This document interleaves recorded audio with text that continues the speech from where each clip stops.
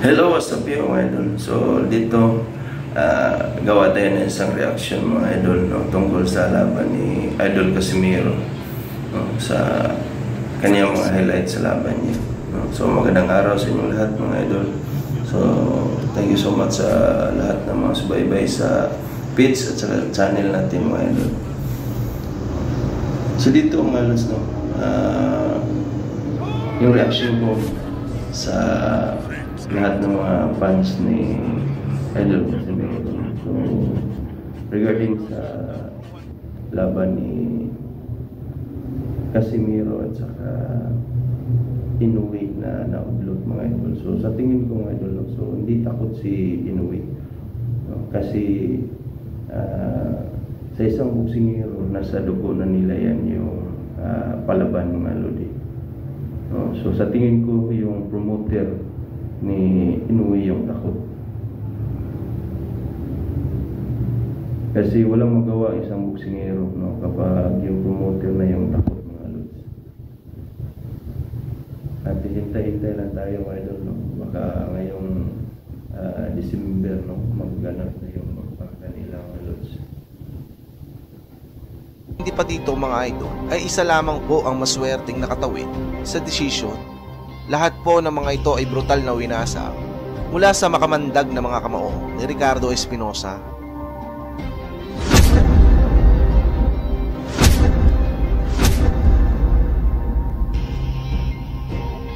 May kartada noon si Espinosa na 23 na panalo at 20 sa mga ito ay tinapos sa pamamagitan ng mabisang knockout mga idol.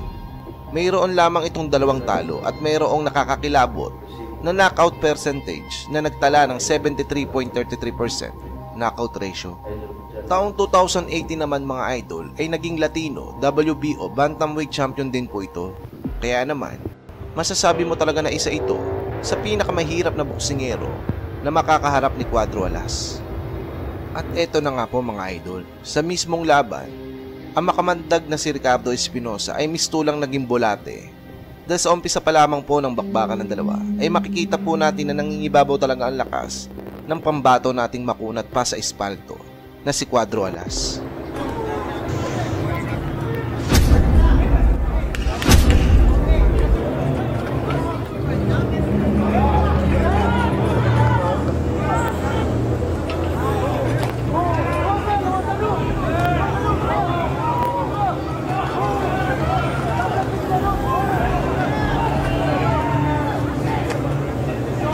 So good luck sa laban mo this year mga lodi.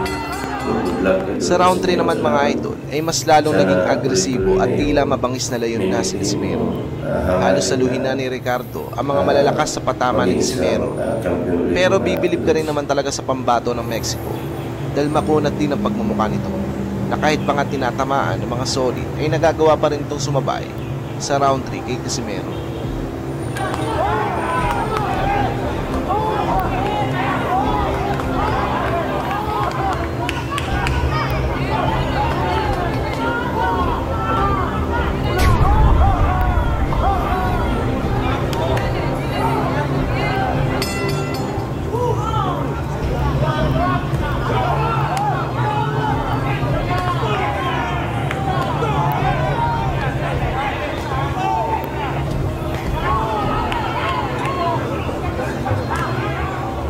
Hindi ko sa first time yung gandaan kasi meron sa mga laban na nasa mga hinggit ng mga master na victim sa kalaban Idol Casimiro. Ngunit wala pa rin talagang tatalo sa hari ng kunat ng pagmumuka na si Casimiro. Nang sumapit po kasi ang round 6 mga idol, dito po ay bumagay na ang pagmumuka ng Meksikano. Matapos po tamaan ng isang solid na right hook ni Cuadro Alas. Baksak ang Meksikano mga idol.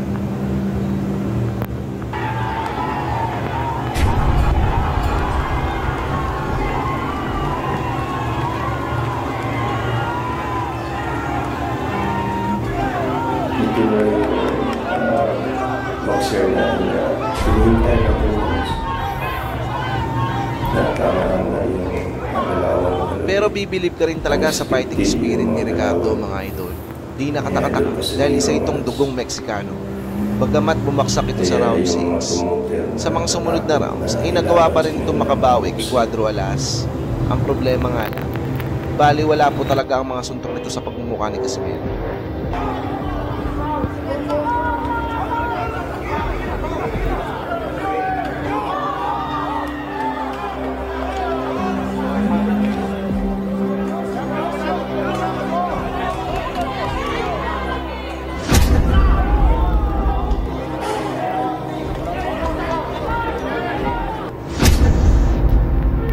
Umabot pa ng round 12 ang bakbakan ng dalawa mga idol dahil sadyang matigas din po talaga ang tinaguriang The Cobra ng Mexico. Ngunit sa rounds na ito, dito po ay tinapos na rin po ni Cuadro Alas ang laban. Matapos nga pong itigil na ng referee ang laban dahil halos di nakayanan ni Ricardo ang malalakas na suntok na pinapakawalan ni Cuadro Alas. So good luck sa laban mo this year. Good luck sa laban. Sana tuloy-tuloy hangarin na mag-iisang champion league ng Philippines.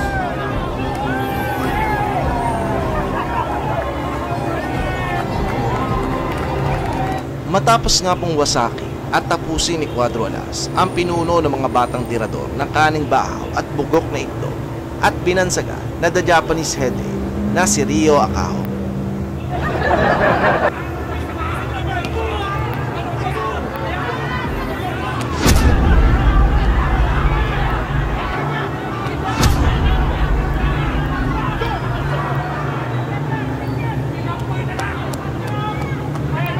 Dahil nga po dito ay muling kuminang at pinag-usapan muli sa mundo ng palakasan ang angas ng Pinas, John Riel Casimero, ang nag-iisang boksingero may muscle sa mukha dahil sa kunat ng pagmumukha nito. Na napabigtol sa kalaban ni Idol Casimero, yung mga tali, mga lods.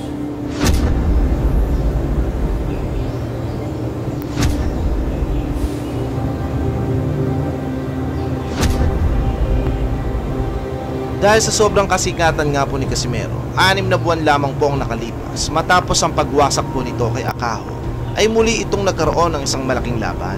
Sa tagpo na ito mga master ay isang title match ang naikasang laban kay Casimero. Ang susunod po kasing makakalaban nito ay ang may hawak ng WBO Global Bantamweight title at sinasabing kasing lakas nga po ni Takuro. Ayon kasi sa malaalamat na kwento ng mga barbero ay noong nagsisimula pa lamang ito sa boxing ay marami na itong insektong nateres at naiulam. Kung sino ang nakakilabot na kampiyon na ito'y walang iba kundi ang bato-bato at gwapong-gwapo na sina Tipos ni Dumbwa, ang nag-iisang boksingero nakapatay ng 100 langgam sa likod ng bahay nila. Ayon nga po sa prediksyon ng kagalang-galang at walang kayabang-yabang sa katawan na si Silver Boys TV ay sinatipos na nga daw po ang tatalo at wawasak sa kanyang best friend na si Cuadro Alas. Ito ay dahil iba daw po ang kalibre nitong sinatipos. Bago kasi ang laban nito kay Casimero ay nagkaroon po ito ng 12 sunod-sunod na panalo at isa lamang po ang maswerteng nakatawid. Sa 12 rounds, lahat po ay semplang sa inidoro. Binansagan din po itong energy drink dahil bago po ito sumampas sa lona ay 20 pinaghalo-halong Sting, Red Bull, Cobra ang nilalaklak po nito na dahilan kung bakit sobrang tindi at agresibo po nito na parabang mabangis na kambing sa ibabaw ng ring. Nakakatindig balahibo din po ang knockout power presentation na meron lang naman po na 91.67%. Kaya naman, taas noo at inakala ng mga basher ni Casimero na pupulutin nga sa kangkungan ng angas ng Pinas. Pero ayon nga po kay Casimero, kahit mukhang kapre ang mga kalaban nito, ay ni konti ay di siya nakakaramdam ng takot dito sa batang nemik na sinatipos ni Dumbwa. At ito na nga mga master, May 13 taong 2023 ang paghaharap ng angas ng Pinas at ni Boy Energy Drink sa ibabaw ng lona. Sa umpisa pa lamang po ng salpukan ay nagmistulang mabangis na kambing na si Dumbwa. Sobrang agresibo nito samantala si Casimero tamang chill lang mga idol. This is a place where he can be more comfortable, stronger. He looks strong. He looks very strong, and at the same time, he doesn't have to cut the weight that he had problems with in the bantamweight.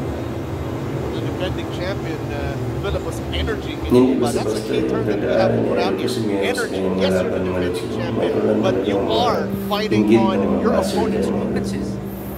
na Chin is up in the air. napapictol sa John Real can time it. kalaban ni Idol Bring up on a Casimiro. minute remaining. Yung The mga opening tahi, round. mga lods.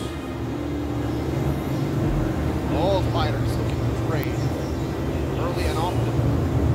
Well, let's remember that Felipe also does have that ability to switch. So let's see if he does change that in the second round. Great point. He slaps with those overhand, but I think it's the accumulation of punches that he does damage people or his fighters, the opponents. He's trying to protect himself with that shoulder. Ito na yung I think John Real is looking for a big shot to land against Itumbua. nakanganga yung galawan mo lodi. Unscripted yung Well, mga trying to go galawan over that ni right Idol hand. Casimiro, mga lods. Being active with the jab as well. Kaya yung mga promoter na tatakot na ilaban Better sa trying to go to kanila the mga body, but boxer. met with that left hook counter by Itumbua. Sa pagsapit naman ng round 3 hanggang round 5, mga master, dito ay pinakita na ni Casimiro kung sino siya. Pero sadyang malakas at sakunat din pala itong si Boy Energy Drink.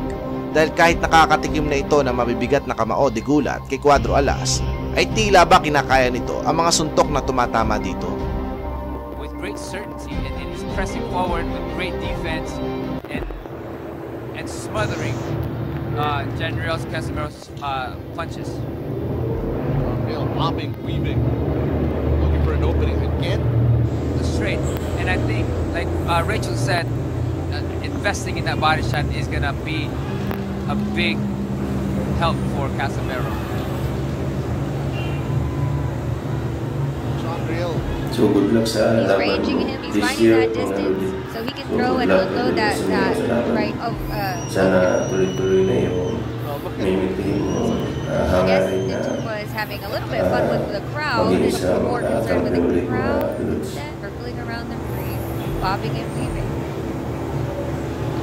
And using those jab behind to throw those big shots. Again, body shots and Oh, nice Nice shot. overhand. overhand. Yeah. That's exactly what Casimiro has been waiting for. Oh! Casimiro! Oh, he's saved by the bell. Pero sa pagsapit ng round 6 mga idol, dito na natsyempohan ni Cuadro Alas ang madulas at makunat na si Boy Energy Drink. Muntik nang maputol ang ulo ni Itumbua. Sa lakas ng counter left na pinakawala ni Casimiro, parang nahilong unggoy si Natipos. Sa kinain na suntok sa Pinoy, When you put in all that work in that round and they get away with the John Real went out. into what was down on the mat, getting counted. His legs are wobbling. Is he gonna come towards the ref? The defending champion has been knocked down. They're Casimiro! allowing it to go. Casimiro going in for the kill. Casimiro going for the kill. He's trying to get the distance to be able to hit him. And Tumbua was Tumba's out. covering up, trying to hit him with that. He's trying to save right now by holding John Real Casimiro. He's wobbly. He's wobbly, Nonito. He's just one punch away. Just one punch away. I think an uppercut will do this one. John Real just needs to get that distance to be able to fire his shot. Dito na Oh, yung look at him. Look at him. Almost reaching. out on his boxer feet. na Almost out on his hinihintay feet. natin yung lods. He's reaching in to try to clinch John Real from hitting him. And he tries to get his left hook in, and the barrage of punches that John Real is throwing. The champion is swinging for dear life. His right leg is out. It's barely bending. He is just a punch away, and he has no more power. Pinilit naman na makabawi ni Natipos sa mga sumunod na rounds, ngunit sa huli ay tinanghal pa rin na panalo si pambansang angas ng Pinas via unanimous decision. Maluwag naman itong tinanggap ni Itumbua, napayakap na lang ito kay Cuadro Alas at napaiyak na lamang ito sa sama ng loob. Ito ay dahil 5 taon palang pinaghandaan at hinintay nito ang laban sa kababayan natin si Casimiro. Ngunit sa huli ay nasayang lang ang paghahanda nito. Matapos ang matagumpay na 3 sunod-sunod na impresibong panalo ng tinaguriang Mr. Genge aka Angas ng Pinas alias Cuadro Alas na may pangalang John Real Casimiro, the Philippine Monster. ay taong 2015 ay dumayo sa bansang Thailand si Mr. Geng Geng upang isakatuparan ang pagiging 2 Division World Champion nga nito. So, good Sa luck tagpo na ito laban mga master this year. ay makakalaban nga po ni Cuadro Alas, ang pinuno ng mga kultong kuto at kasulukuyang hari ng mga Burigaw na walang iba kundi si Amnat Duling Duling alias The Wrestlerman. Mag-iisa. Paglalabanan po nila ang hawak noon ni Wrestler Boy Amnat na IBF World Flyweight title. Ngunit sa kasamaang palad nga po mga master ay nadaya at naging cooking show nga po ang naging laban ni Cuadro Alas dito kay Amnat Rueng Roy matapos matalo si Casimero via unanimous decision. Kahit kitang-kita ang kagulangan at kawalang-yaang ginagawa ng taong ipis na to ay nanalo pa rin si Ungas. Sa mismong teritoryo po kasi nito ginanap ang laban sa Bangkok, Thailand. Kaya naman malakas po ang loob na gumawa ng di kaaya-aya. Biro mo ba naman? Boxing ginawang wrestling ni Impacto? Isama mo pa ang bias at kamag-anak ata ni Amnat Duling Duling na referee at mga hurado sa naturang bansa na to. Tila ba walang pakialam ang mga ito? Kahit balibag tuta na ang ginagawang pakikipaglaban nito sa kababayan natin na si Casimero.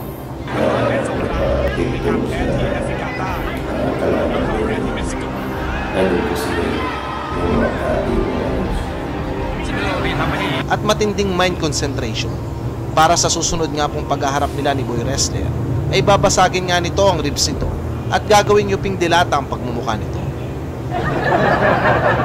At eto na nga mga master, May 25, taong 2016 nabigyan ulit ng pagkakataon si Cuadro Alas na makapag-igante at busalsali ng pagmumukha ng hari ng mga kultong kuto na si Amnat Duling Duling. Sa pagkakataon na ito ay di na po pumayag ang Boxing Council na ganapin sa Thailand ang laban ni Casimero at Amnat. Bagkus ay ginanap po ang laban ng dalawa sa Diamond Court Beijing sa bansang China. Veteranong referee na rin po ang magsisilbi third man in the ring sa magaganap na laban ng dalawa. Kaya naman, dahil dito ay di na po makakapanggulang pa si Boy Wrestler. Round 1. Akala ko pa naman mga master ay nagbago at nag-improve na ng estilo si Boy Kuto, pero ganun pa rin. Walang pagbabago ang Kurimaw. Mahilig talaga sa balibag tuta ang estilo ni Boy Duling Duling.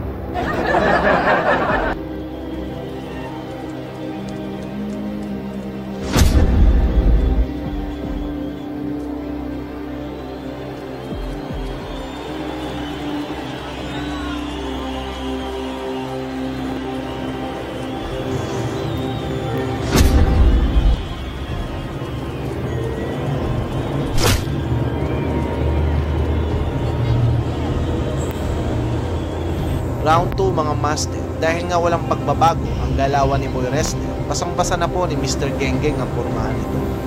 Kalkulado at maingat ang mga binibitawang suntok ni Casimero. Naghihintay ng tamang pagkakataon, magarutay ang pagbuka ng Thai boxing. Good luck kay Casimero sa laban. Sana tuloy-tuloy na yung minimitihin mo hangarin na magiging isang champion ulit mo.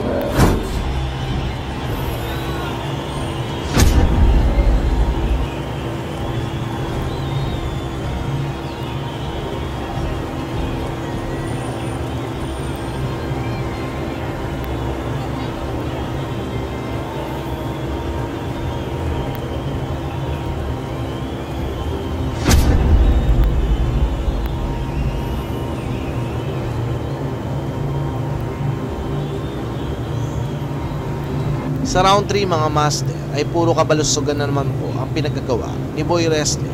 Desperado na po ito, kaya naman back to the basic ito sa maduming laruan ito. Parang di marunong sumuntok, tulak at balibag pusa lang ang pinagagawa Hindi nito. basta-basta yung pagdaanan ni Idol Casimero sa kanyang laban ng Malos. Mayroon lang talaga mga hinggit ng mga baser dyan na napapicture sa kalaban ni Idol Casimero. Yung mga tabi, mga alos.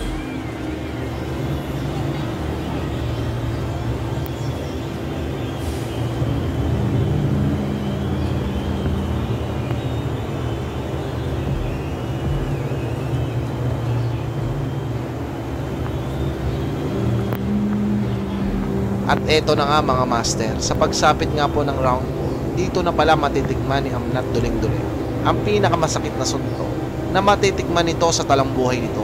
suntok na wawasa sa bahay tayo boxer ng mga na master. hinihintay pa Hey, din the yung battle continues here in round 4. And the good that I left uppercut to the body from that run and look him behind the back of the head. And that's all that run what he don't mind that stuff. Retaliate. Yeah. Seeing Casimiro retaliates and weak points of both now. Good jab to the body from Amlan trying to get the positioning back. Yeah. We fight loose. Oh! Big left hook from Casimiro. And he caught him. And he looks hurt. Oh, he looks really hurt. And he's got up. Surprisingly up and all foot up. I can't believe it. That one. Parang layon na galit si Casimiro sa kawawang kuting. Binugbog di alimpungatan nito ni Casimiro na para bang wala ng bukas. Di na pinatagal ni Boy Angas ang laban, tinapos na rin ito ni Casimiro sa pamamagitan ng isang malahalimaw na kidney punch na dahilan upang mamilipit sa sakit si Boy Wrestler man.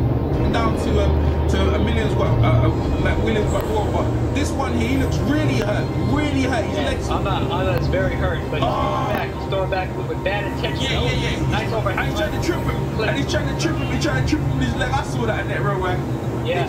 Sumulog sa laban this year, mga lodi. I tell you what, man, and he's after him. And the Philippines is trying to take out a year of frustration or after what happened in Thailand, and he's taking out net run round. Good right to the body. Maging isang And he's definitely Canmore is not trying to be hold on, and he won't be denied. And a good punish shot is down again. To the body. Woo-hoo-hoo-hoo.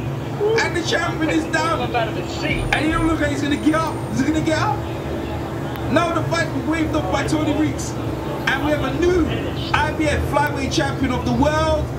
And what a shocker upset of the year going on along with Uchiyama getting beat.